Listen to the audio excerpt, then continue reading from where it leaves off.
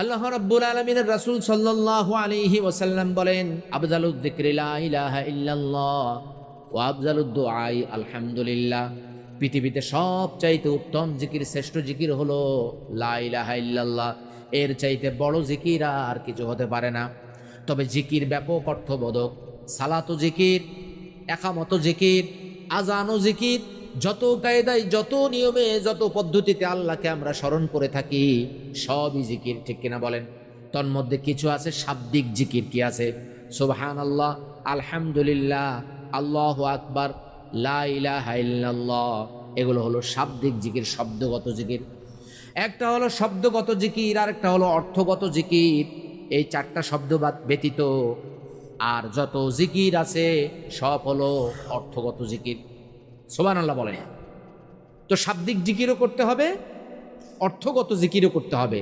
যেমন নামাজ জিকির, কোরআন তেলাওয়াত জিকির, দান সদাকা জিকির, খুতবা জিকির। অর্থাৎ আল্লাহকে যত নিয়মে, যত পদ্ধতিতে, যত কায়দায়, আল্লাহর নির্দেশিত পন্থায়, রাসূল সাল্লাল্লাহু আলাইহি ওয়াসাল্লামের তরিকায় তাকে স্মরণ করা হয়, সব কিছুর নাম কি? জিকির। তো লা ইলাহা ইল্লাল্লাহ জিকির করা যাবে না? জোরে না, সমবেত কণ্ঠে না, এককভাবে। জোরে না, সমবেত কণ্ঠে না, এককভাবে। আপনি জোরে কখনো কখনো বলতে পারেন, অনুমতি আছে। যেমন লাব্বাইক আল্লাহুম্মা লাব্বাইক, সেটা জোরে করতে হয়। ঈদের সময় আমরা বলি আল্লাহু আকবার, আল্লাহু আকবার, লা ইলাহা ইল্লাল্লাহু, আল্লাহু আকবার, আল্লাহু আকবার, ওয়ালিল্লাহিল হামদ। এটা জোরে করতে হয়, আজান জোরে দিতে হয়। আপনি আপনার খেতে একাকী কাজ করছেন, একটু জোরে যদি, হালকা জোরে যদি বলেন সুবহানাল্লাহ, আলহামদুলিল্লাহ, আল্লাহু আকবার, লা ইলাহা ইল্লাল্লাহ, আশেপাশে কোনো মানুষ নাই, কাউকে দেখানোর জন্য না, রিয়া যেন না হয়। কারণ এর পদ্ধতি আল্লাহ কোরআনেই বলে দিয়েছেন, তাদাররুআও ওয়া খুফিয়া, নম্রতার সাথে, আস্তে, বিনয়ের সাথে এবং আস্তে করে। এই যে আমাদের দেশে মুনাজাত করা হয়, আসলে আমাদের দেশে মুনাজাত নাই। আমাদের দেশে কি নাই? কোনো মসজিদে মুনাজাত নাই। মুনাজাত শব্দের অর্থ হচ্ছে আল্লাহর সাথে চুপি চুপি কথা বলা। আমাদের দেশে নামাজের শেষে হাত তুলে লেকচার দেওয়া হয়। হাত তুলে কি দেওয়া হয়? লেকচার দেওয়া হয়। কারণ মুনাজাতে তো আপনি চুপি চুপি কথা বলবেন। এমন কোনো মসজিদকে আপনি খুঁজে পাবেন যে আসসালামু আলাইকুম ওয়া রাহমাতুল্লাহ, আসসালামু আলাইকুম ওয়া রাহমাতুল্লাহ এরকম করেছে? উনি বলেন আল্লাহুম্মা আমিন। আল্লাহুম্মা আমিন বলা আরেক বেয়াদবি। কারণ কি? আল্লাহুম্মা আমিন মানে আল্লাহ কবুল কর। আল্লাহ কি কবুল করবে? আপনি এক জায়গায় বিয়ে করতে গেলেন, বলেন তুমি বলো কবুল। তো মানুষ বলবে যে এই হুজুর কোথা থেকে আসলো? হুজুর তো কোনো পদ্ধতিই জানে না। অমুকের ছেলে, অমুকের মেয়ে, 5 লাখ টাকা দেন মোহর, কিছুই তো বললো না, হুজুর বলছে কবুল। তা আল্লাহকে আপনি কোনো পার্টি দিলেন না, কিচ্ছুই বললেন, আমরা আল্লাহুম্মা আমিন। এটা সুন্নত নয়। যখনই মুনাজাত করবেন একাকী ঘরে, আলহামদুলিল্লাহি রাব্বিল আলামিন ওয়াসসালাতু ওয়াসসালামু আলা রাসূলিহিল কারীম, এটা বলে শুরু করবেন। তিরমিজি সহিহ হাদিস, রাসূলুল্লাহ বলেছেন, যেই ব্যক্তি মুনাজাত করে, আল্লাহর প্রশংসা, নবীর উপর দুরূদ পড়ে, তার ওই দোয়া ফিরিয়ে দেওয়া হয় না, অর্থাৎ তা কবুল করা হয়। অতএব আমাদের সারা বাংলাদেশে আপনি মুনাজাত খুঁজে পাবেন না। মুনাজাত কি খুঁজে পাবেন না? কারণ মুনাজাত শব্দের অর্থ কি? আল্লাহর সাথে চুপি চুপি কথা বলা। মুনাজাত খুঁজে পাবেন ঘরে, মুনাজাত খুঁজে পাবেন তাহাজ্জুদে। আমার মায়েরা নামাজ পড়ে মুনাজাত করে, আমার বাবারা নামাজ পড়ে মুনাজাত করে। মুনাজাত করে আবার ঘরের মানুষকে শোনানো যাবে না যে সাইদি সাহেব অমুক হুজুররা জোরে জোরে রব্বানা যালামনা আনফুসানা, আমিও ঘরের ভিতরে জোরে জোরে শোনাবো। শোনালে আর মুনাজাত হবে না। শোনালে কি হয়ে যাবে? লেকচার, বক্তৃতা হয়ে যাবে। কারণ কি? কারণ হচ্ছে এই হাত তুলে আল্লাহর সাথে আপনি কথা বলবেন চুপি চুপি। আল্লাহ, আমার ঘরের ভিতর আমার ওয়াইফ আমার কথা শুনছে না। ওয়াইফ যদি এটা শুনে ফেলে তাহলে বলবে হাত তুলে কি বলছো তুমি আল্লাহর কাছে? বলছোটা কি? তাহলে আপনি এমন কথা বলবেন আল্লাহর কাছে যেই কথা কেউ জানবে না, আপনি আর আল্লাহ জানবেন। আল্লাহ, আমার ওয়াইফ ইদানিংকালে একটু বাইরে উল্টাপাল্টা জায়গায় ঘুরছে, তাকে সহজ রাস্তায় আন। আমার ছেলেটা ঠিক মতো যাচ্ছে না স্কুলে। ছেলে যদি বলে এ বাবা, আমি তো আজকেও গিয়েছি স্কুলে, তুমি কি বলছো? ছেলে তৎক্ষণিক এসে প্রতিবাদ করবে। তাহলে ইনশাল্লাহ আল্লাহকে স্মরণ করা যাবে না, মুনাজাত করা যাবে না চুপি চুপি। বাড়িতে গিয়ে রাসূলুল্লাহ সাল্লাল্লাহু আলাইহি ওয়াসাল্লাম বাকি কবরস্থানে গিয়ে, আমাদের দেশে যেটাকে বলা হয় জান্নাতুল বাকি, এটা কোনো হাদিসের ওয়ার্ড না। ওটার নাম হচ্ছে, হাদিসের ওয়ার্ড হচ্ছে বাকিউল গারকাত। হাদিসের ওয়ার্ড কি? বাকিউল গারকাত। আমাদের দেশের মানুষ অতি ভক্তি, কথায় বলে অতি ভক্তি চোরের লক্ষণ। এটার নাম দিয়ে দিয়েছে জান্নাতুল বাকি। বাকি এরকম কবরস্থান সবার আগে যদি জান্নাত লাগাতে হয়, তাহলে সৌদি আরবে অনেক কবরস্থান আছে, তো সব জান্নাত লাগাইলে কোনো না কোনো কবরস্থান তো সাহাবীরা আছেই, প্রত্যেক কবরস্থানের নাম চেঞ্জ হয়ে যাবে। বুঝে আসছে? ওই বাকি কবরস্থানে গিয়ে এরম হাত উত্তোলন করে আল্লাহর কাছে দীর্ঘ সময় তিনি কান্নাকাটি করেছেন, মোনাজাত করেছেন। বাবার কবরের কাছে গিয়ে রাতের বেলা, রাসূল রাতের বেলায় গিয়েছেন, নিরিবিলি, কেউ যেন না দেখে, চুপি চুপি সন্ধ্যের পরে গিয়ে বাবা মায়ের কবরস্থানে গিয়ে আপনি স্মরণ করেন, বাবা তুমি আমাকে এই আলেম বানিয়েছো, মাওলানা বানিয়েছো, আমাকে তুমি অনার্স পড়িয়েছো, মাস্টার্স পড়িয়েছো, তোমার ভিটা বাড়িতে আমি থাকি, আল্লাহ যেন তোমার মাফ করে দেয়, আল্লাহ যেন তোমার জান্নাতের উচ্চ মাকাম দান করে দেয়।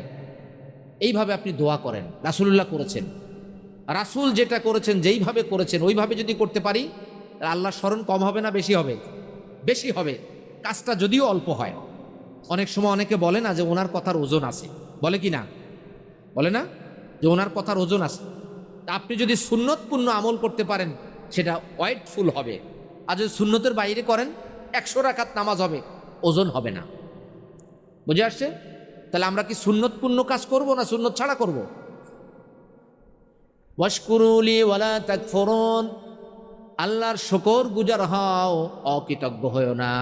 রাসূলুল্লাহ সাল্লাল্লাহু আলাইহি ওয়াসাল্লাম রাত জেগে জেগে ইবাদত বন্দেগী করতেন, পা ফুলে যেত। আয়েশা রাদিয়াল্লাহু তাআলা জিজ্ঞাসা করেছেন, অন্যান্য সাহাবীরাও জিজ্ঞাসা করেছেন, ইয়া রাসূলুল্লাহ, আল্লাহ তো আপনার পূর্বের পরের সমস্ত গুনাহ ক্ষমা করার ওয়ার্ডার দিয়েছেন, ঘোষণা দিয়েছেন, আপনি তাহলে কেন রাত জেগে জেগে পা ফুলিয়ে ফেলছেন? রাসূলুল্লাহ সাল্লাল্লাহু আলাইহি ওয়াসাল্লাম তার জীবনে কখনো ঘুরিয়ে পেঁচিয়ে কথা বলতেন না, বরং তিনি বলতেন, আলা তাসমাউন, আলা তাসমাউন, ইন্নাল বাদাদাতা মিনাল ঈমান, ইন্নাল বাদাদাতা মিনাল ঈমান। তোমরা কি শুনতে পাচ্ছ না? তোমরা কি শুনতে পাচ্ছ না? সরলতাই হলো ঈমান, সরলতাই হলো ঈমান। একজন মানুষ অনেক জ্ঞানী হতে পারে, একজন মানুষ পিএইচডি হোল্ডার হতে পারে, ডক্টর হতে পারে, ইঞ্জিনিয়ার হতে পারে, কিন্তু মানুষের সাথে সে চালাকি করবে না।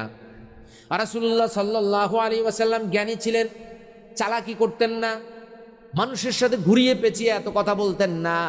তিনি সব সময় সরল জীবন যাপন করতেন। দেখবেন ফল যত বেশি ধরে গাছ তত নুয়ে পড়ে, ঠিক কিনা বলেন?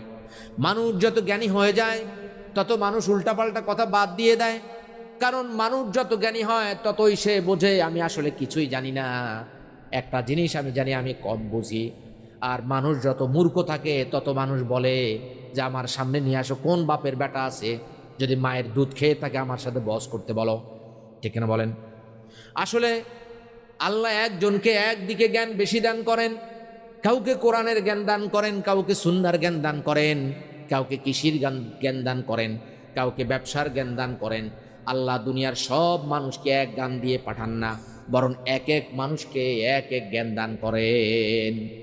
রাসূলুল্লাহ সাল্লাল্লাহু আলাইহি ওয়াসাল্লাম এবার উত্তর দিলেন, আফালা আকুনু আবদান শাকুরা, ওয়াইশা, যে আল্লাহ আমাকে এত কিছু দান করলো, আমি কি সে আল্লাহর কৃতজ্ঞশীল বান্দা হব না? সহিহ বুখারী 1130 নম্বর হাদিস। সুবহানাল্লাহ বলেন।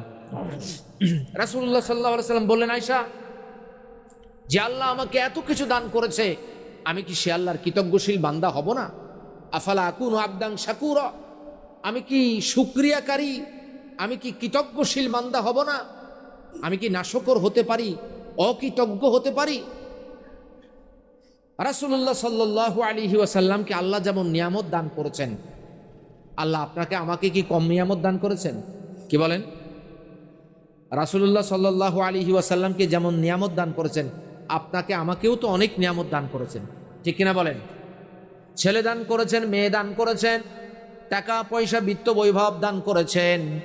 বরং রাসূলুল্লাহ সাল্লাল্লাহু আলাইহি ওয়াসাল্লাম নবী হওয়া সত্ত্বেও তিনি লিখতেও জানতেন না, পড়তেও পারতেন না, অর্থাৎ দেখে দেখে তিনি কোরআন পড়তে পারতেন না। তার কাছে ওহী আসতো, তিনি সেটা মুখস্থ করতেন। আর আমি আপনি ক্লাস 9-এর মেয়ে, ইন্টার শেষ করেছে অনেক ছেলে, এরকম পৃথিবীতে অনেকে পুরো কোরআন নিজের হাতেই লিখে বসে আছে, ঠিক কিনা বলেন? নিজের হাতেই লিখে বসে আছে, সুন্দর করে নকশা করে ডিজাইন করে। অথচ আল্লাহর রাসূল লিখতেই পারতেন না, পড়তেই পারতেন না, লেখাপড়া জানতেন না। আল্লাহ আপনাকে বিবিএ দিয়েছেন, এমবিএ দিয়েছেন, অনার্স দিয়েছেন, মাস্টার্স দান করেছেন, তাফসির কামেল দান করেছেন, ফাজিল পাশ করেছেন, আপনি অনেক কিছু দান করেছেন। আল্লাহ রাব্বুল আলামিন বলেন সুম্মা লাতুসআলুন্না ইয়াওমাইযিন আনিন নাঈম, অতঃপর কিয়ামতের ময়দানে তোমাদেরকে নিয়ামত সম্পর্কে জিজ্ঞাসা করা হবে। ছেলে তোমার নিয়ামত, মেয়ে নিয়ামত, মা বাবা নিয়ামত, অর্থ সম্পদ নিয়ামত, আমার চেহারা নিয়ামত, আমার এই কথাবার্তা বলা নিয়ামত। পৃথিবীতে অনেক মানুষ আছে কথা বলতে পারে না, আল্লাহ আমাকে সুন্দর করে কথা বলার যে তৌফিক দান করেছেন, এটা আমার নিয়ামত। অনেকে আছেন অসুস্থ হয়ে পড়ে আছে হাসপাতালের বিছানায়, আমি সুস্থ অবস্থায় আছি, এটা আমার নিয়ামত। রাসূলুল্লাহ সাল্লাল্লাহু আলাইহি ওয়াসাল্লাম বলেন নি'মাতানি মাগবুনুন ফীহিমা কাসীরুম মিনান নাস আস-সিহহাতু ওয়াল ফারাগ। দুইটা নিয়ামত সম্পর্কে মানুষ সবচাইতে বড় গাফেল। একটা হচ্ছে অবসর, আর একটা হলো সুস্থতা। সুস্থ হলেও মানুষ উল্টাপাল্টা কাজ করে, দেখবেন সুস্থ হলে কক্সবাজার গিয়ে হাফ প্যান্ট করে ঘুরে বেড়ায়, আর অবসর পেলেই হাতে রিমোট নিয়ে এবার উল্টাপাল্টা চ্যানেল ঘুরে বেড়ায়। ঠিক না বলেন? সুস্থ থাকলেও মানুষ ভুল করে, আবার অবসর থাকলেও কি করে? ভুল করে, উল্টাপাল্টা পথে যায়। এজন্য রাসূলুল্লাহ সাল্লাল্লাহু আলাইহি ওয়াসাল্লাম বলেন যে দুইটা নিয়ামত, এই নিয়ামত সম্পর্কে মানুষ সবচাইতে বেশি গাফেল। একটা হলো অবসর, আরেকটা কি? সুস্থতা। একটা অবসর, আরেকটা সুস্থতা। তাহলে 2 নম্বর সূরার 152 নম্বর আয়াত আমরা শেষ করলাম। 53 নম্বর আয়াত কি? ইয়া আইয়ুহাল্লাযীনা আমানুস্তাঈনু বিস-সাবরি ওয়াস-সালাহ ইন্নাল্লাহা মা'আস-সাবিরিন। আল্লাহু আকবার বলেন। কোরআনটা আল্লাহ এমন ভাবে সাজিয়েছেন, এটা কোনো কবির কথা না, সাহিত্যিকের কথা না, কোনো সংসদে পাশ হওয়া কোনো লাইন না। এমনভাবে আল্লাহ সাজিয়েছেন। 11 নম্বর সূরা 14 নম্বর আয়াতে আল্লাহ বলেন ফা'লাম আন্নামা উনজিলা বিইলমিল্লাহ, জেনে রাখো এটা আল্লাহর জ্ঞান দ্বারা রচিত, এটা আল্লাহ নিজের জ্ঞান দ্বারা রচনা করেছেন। আল্লাহ দেখেন আগের আয়াতে কি বললেন, পরের আয়াতে কি বলেন। আগের আয়াতে বলছেন আল্লাহকে স্মরণ করো, আল্লাহ তোমাদেরকে স্মরণ করবে, আর আল্লাহর প্রতি কৃতজ্ঞ হও, অকৃতজ্ঞ হও না। পরের আয়াতে বলছেন ইয়া আইয়ুহাল্লাযীনা আমানুস্তাঈনু বিস-সাবরি ওয়াস-সালাহ, ও বান্দা কৃতজ্ঞ যদি হও, আল্লাহর কাছে সাহায্য প্রার্থনা করো সালাত এবং ধৈর্য সহকারে। সালাতের মাধ্যমেও সাহায্য প্রার্থনা করো, ধৈর্যের মাধ্যমেও সাহায্য প্রার্থনা করো। অর্থাৎ তুমি যখন সালাত আদায় করবে একাগ্রতার সাথে, বিনয়ের সাথে, নম্রতার সাথে, সালাতের ভিতরেও সাহায্য প্রার্থনার অনেক দোয়া আছে না নাই? আছে না নাই? সালাতের ভিতরে আমরা কি বলি? 2 সেজদার মাঝখানে একটা দোয়া পড়ি, আল্লাহুম্মা গফিরলি ওয়ারহামনি ওয়াহদিনি ওয়াআফিনি ওয়ারযুকনি ওয়াজবুরনি ওয়ারফানি। সুবহানাল্লাহ বলেন। ও আল্লাহ, আল্লাহুম্মা আরহামনি, আমাকে দয়া করেন, ওয়াহদিনি, হেদায়েত দান করেন, ওয়াআফিনি, সুস্থতা দান করেন। আল্লাহু আকবার বলেন। ওয়ারযুকনি, রিজিক দান করেন, ওয়ারফানি, আমার মর্যাদাকে উপরে তুলে দেন। সুবহানাল্লাহ। আল্লাহ আমার মর্যাদা উপরে তুলে দেন। আমি প্রিন্সিপাল, আমার পিয়ন আমাকে সম্মান দেয় না, আমি স্কুলের প্রিন্সিপাল, আমার স্কুলের বিভিন্ন ম্যাডামরা আমাকে দাম দেয় না, সম্মান দেয় না। ওয়ারফানি, আল্লাহ আমার মর্যাদাকে উপরে তুলে দেন। সুবহানাল্লাহ। দুনিয়ার কোনো মানুষ আপনার মর্যাদাকে উপরে তুলতে পারে না। মর্যাদাকে যদি উপরে তোলেন তিনি কে? তিরমিজি সহিহ হাদিস, আল্লাহর রাসূল বলেন পৃথিবীর সমস্ত মানুষ যদি তোমার ভালো কামনা করে আর আল্লাহ যদি খারাপ কামনা করে তো তোমার খারাপই হবে, আর পৃথিবীর সমস্ত মানুষ যদি খারাপ কামনা করে আল্লাহ যদি তোমার ভালাই চান তো তোমার ভালাই হবে। অর্থাৎ পৃথিবীর মানুষের কামনায় কোনো যায় আসে না, আল্লাহ যেটা চান সেটাই হয়। সুবহানাল্লাহ। রাসূলুল্লাহ সাল্লাল্লাহু আলাইহি ওয়াসাল্লাম 1317 নম্বর হাদিস, আবু দাউদ হাসান, ইদা হাজাবাহু আমরুন সাল্লা, যখন কোনো বিপদ আপদ বালা মুসিবতে পতিত হতেন, এমনকি যুদ্ধের ময়দানেও তিনি সালাতে দণ্ডায়মান হয়ে যেতেন। আর এখন আমার ছেলে নাই, আমি চলে গেলাম খাজা বাবার দরবারে, আমার মেয়ে নাই, আমি চলে গেলাম আজমির শরীফে, আমি চলে গেলাম শাহজালাল ইয়েমেনির কাছে, আমি চলে গেলাম খান জাহান আলীর মাজারে। ও বাবা, আমাকে একটা ছেলে দাও, আমাকে মেয়ে দাও। সে তো মেয়ে দেওয়ার ক্ষমতাই রাখে না, বরং এই কথার মাধ্যমে আমি আমার ঈমানকে হারিয়ে ফেললাম, আমি শিরক করে ফেললাম। যেই জিনিস মানুষের কাছে নাই ওই জিনিস চাওয়াও জায়েজ নাই। যেই জিনিস মানুষের হাতে নাই ওই জিনিস চাওয়াও জায়েজ নাই। অনেক বক্তা দেখবেন দলিল দেয় যে মাজারে গিয়ে আপনি কেন চাইতে পারবেন না, আপনি তো বাড়িতে গিয়ে বলেন বাবা 10টা টাকা দাও, তাহলে ওইটা চাইলে কেন? বাবার কাছে 10 টাকা আছে, স্যার আমাকে এই খাতাটা একটু দেখে দেন, স্যারের কাছে খাতা দেখার ক্ষমতা আছে। দোকানদার ভাই আমাকে 1 কেজি আলু দেন, ওনার কাছে ওটা দেওয়ার ক্ষমতা আছে। দোকানদার ভাই আমাকে মাফ করে দেন আমার গুনাহ, ওনার কি ওটা ক্ষমতা আছে? দোকানদার ভাই আমাকে একটা ছেলে দান করেন, ওনার কি ক্ষমতা আছে? দোকানদার ভাই আমার ভাগ্যটা পরিবর্তন করে দেন, ক্ষমতা আছে ওনার? তো মানুষের কাছে যেই ক্ষমতা নাই সেই ক্ষমতা চাওয়াই শিরক। ওই ক্ষমতা আছে কার কাছে? আল্লাহর কাছে। কিন্তু মানুষের কাছে যেই ক্ষমতা আছে সেটা চাওয়া জায়েজ আছে।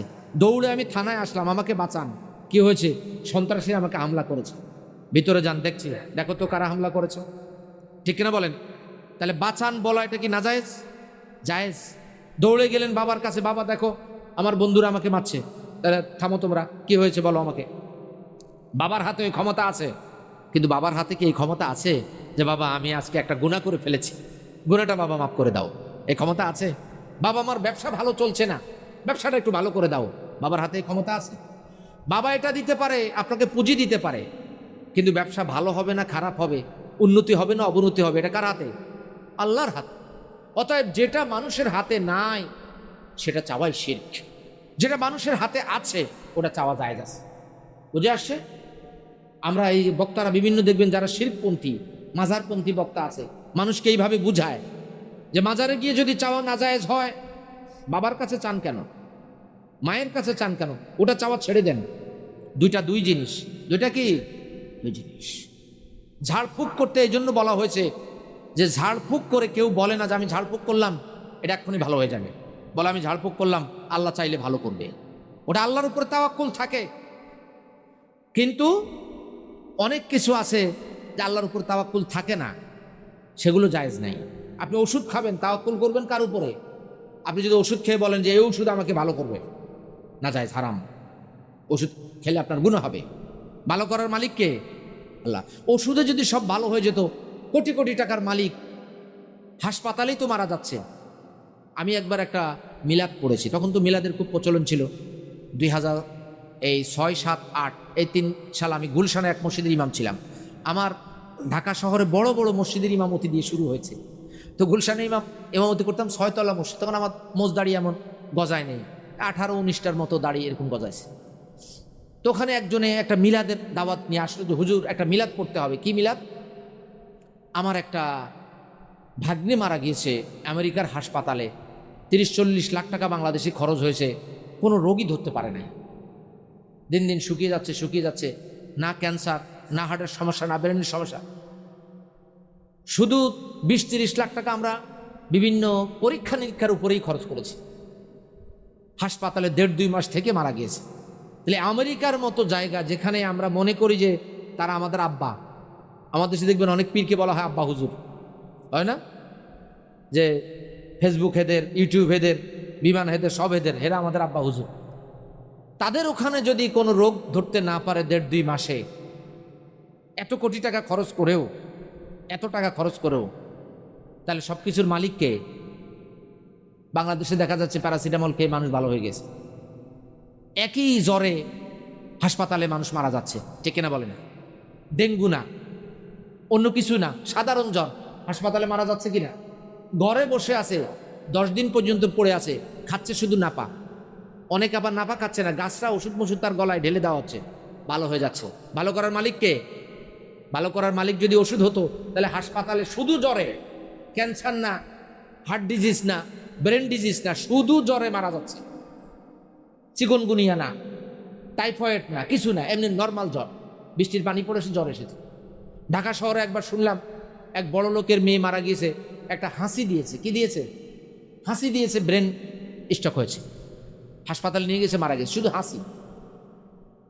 আমার এক পরিচিত তার ছাত্রী, সে বলছে হুজুর আমার ছাত্রীটা হাসি দিয়েছে পড়তে পড়তে, এই হাসির পর হঠাৎ করে ঢেলে পড়েছে। বিজ্ঞানীরা দেখেছেন যে মানুষ যখন হাসি দেয়, কি দেয়? হাসি দেয়, 1 মাইক্রোসেকেন্ডের জন্য মানুষের হার্ট ব্লক হয়ে যায়, 1 মাইক্রোসেকেন্ড হাসি দেওয়ার সময়।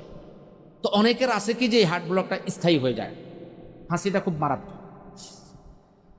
আবার আপনি দেখেন অনেকে নাকে কাটি দিয়ে দিয়ে বসে বসে হাসি দিচ্ছে। অনেকে নাকে কাটি দিয়ে বলছে যে চাচা নাকে কাটি দিচ্ছেন কেন?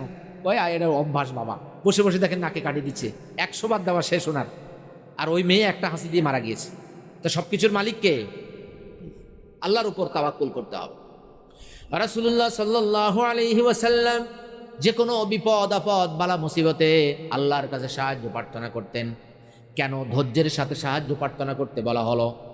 আমাদের দেশের মানুষ দোয়া করে সাহায্য প্রার্থনা করে বিরক্ত হয়ে যায়। রাসূলুল্লাহ সাল্লাল্লাহু আলাইহি ওয়াসাল্লাম বলেন, কেউ যদি আল্লাহর কাছে দোয়া করে 3 পদ্ধতির যে কোনো এক পদ্ধতিতে আল্লাহ তার দোয়া কবুল করেন।